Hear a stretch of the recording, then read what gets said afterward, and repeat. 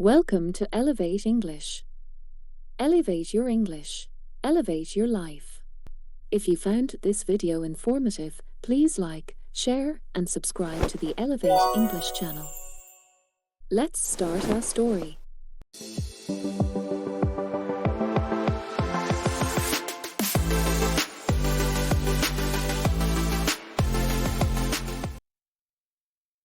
Stargazing Hearts. The small mountain town of Celestia was known for two things: its breathtaking night skies and the annual Celestial Festival, where locals and visitors gathered to celebrate the stars.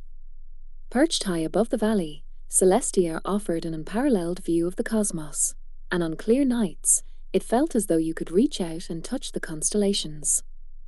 Myra Delaney had spent her life chasing stars. As an astrophysicist, she had studied their mysteries through telescopes and equations, but she longed for a deeper connection, one that wasn't confined to sterile labs or academic papers. When she inherited her late grandmother's cabin in Celestia, it seemed like the perfect escape from the pressures of her demanding career. The cabin, rustic and nestled among towering pines, offered a view of the Milky Way that left Myra breathless. Each night, she set up her telescope on the deck, mapping the constellations and marveling at their beauty. The solitude was exactly what she needed, until she met Callan Hayes. Callan was the town's resident stargazing guide, a charismatic man with a deep, melodic voice and a passion for sharing the wonders of the night sky. He hosted stargazing tours for visitors, weaving myths and stories into his explanations of the stars. Myra first encountered him at the local coffee shop, where he was entertaining a group of tourists with tales of Perseus and Andromeda. "You're the astrophysicist," Callan said, recognizing Myra from her rare trips into town. "I'd love to pick your brain sometime." Myra smiled politely, unsure what to make of him. "As long as you don't mind me correcting your myths." "Fair deal," he said, his grin disarming. Over the weeks that followed, Myra and Callan crossed paths more frequently. Callan's enthusiasm for the stars was infectious, and Myra found herself drawn to his perspective. While she focused on the science, the distance of a star, its age, its chemical composition, Callan spoke of their stories, their emotional resonance. One crisp autumn night, Callan invited Myra to join one of his tours. She hesitated, reluctant to share her love for the stars in such a public way, but his persistence won her over.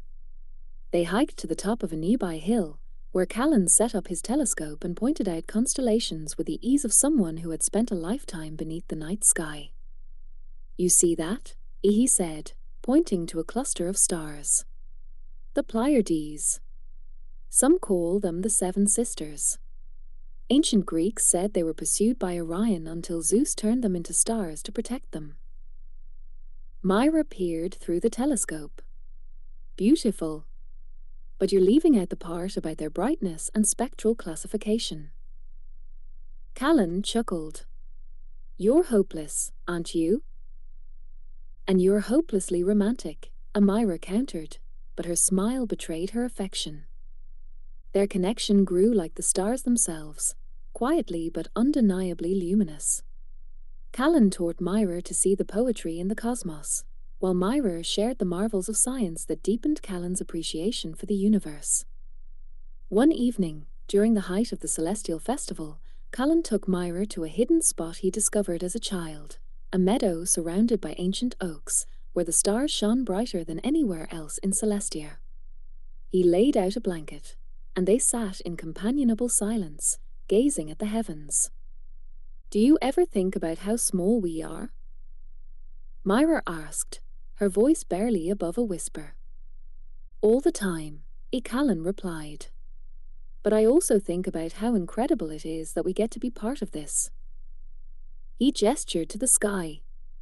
"Every star, every galaxy, it's all connected, just like us." Myra turned to him, her heart full. "You really believe that?" "I do," he said, his eyes searching hers. "And I think I think meeting you feels a little like finding my own constellation. Tears glistened in Myra's eyes as she leaned closer. Beneath the canopy of stars, they shared their first kiss, a moment that felt both infinite and fleeting, like the light of a distant star reaching Earth after millions of years. In the months that followed, Myra and Callan built a life together in Celestia.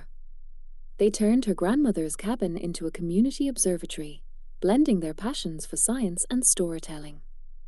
Visitors came from far and wide to experience the magic of Celestia's skies and to hear the love story of the astrophysicist and the stargazer.